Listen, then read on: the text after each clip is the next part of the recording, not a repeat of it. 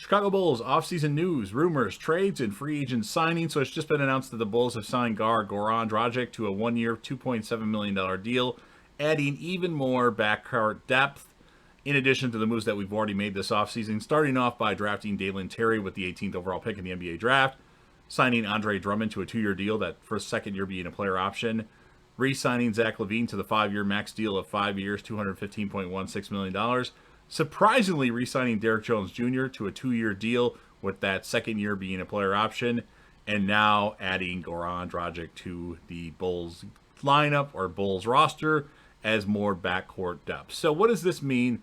I think this signals the end of Coby White as a Chicago Bull. He's going to get traded and relatively soon, and he's probably going to be packaged with other players.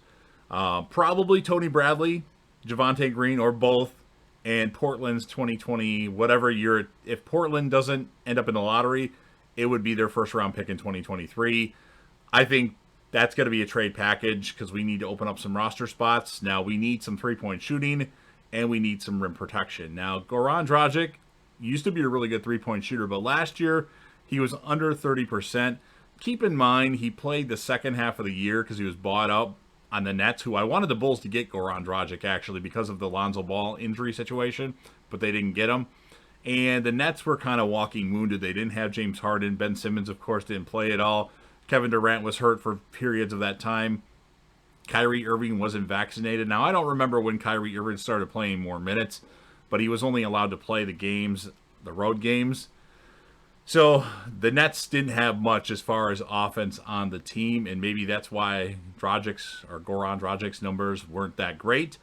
He was under 30% from the three-point line, but he certainly is a backup point guard in case Lonzo Ball has some complications.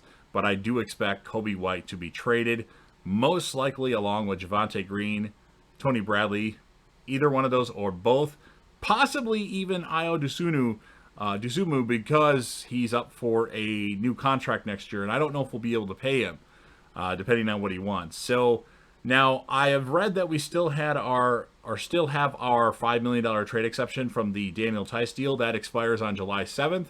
And then I've read another report that we still have $7 million for the mid-level exception left over, which actually doesn't make sense to me because I thought all these minor moves we made take away from that. I hear the Derrick Jones Jr. deal doesn't count because we had the bird rights, so that doesn't count towards that mid-level exception. But if we do have $7 million left, I don't know if more moves would make us go over the luxury tax, but we're going to go over it eventually, whether it's this year or next year. And maybe, I think officially the new NBA season starts after all these trades become official. But if it doesn't, maybe we're waiting till then. But I do expect Coby White to be traded to add some more shooting or some rim protection. I always talk about Jonathan Isaac. That would be a deal that I would love to see. Maybe Coby White, the trade exception, Javonte Green, Tony Bradley, and the Portland pick for Jonathan Isaac. He doesn't really help us with three-point shooting, but definitely gives us a good rim protector. Or maybe we bring back Doug McDermott. I know, but look what he's done the past couple seasons. He's actually turned into a pretty solid NBA player. Of course, we got him, or we get him again, and he'll be shit.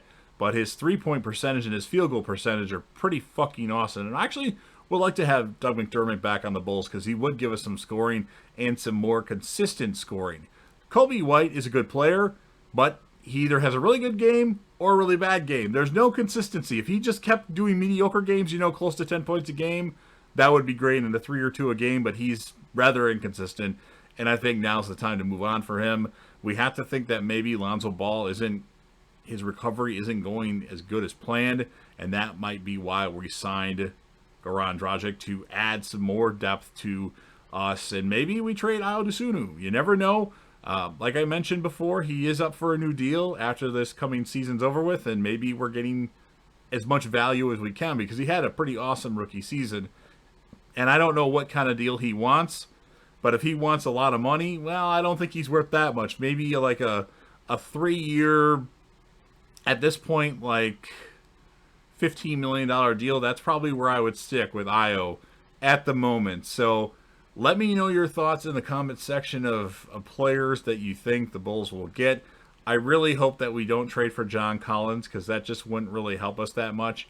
I don't know what Cullen's three-point percentage is. Maybe he has a good three-point percentage, and that would help us. But he's not that great of a rim protector.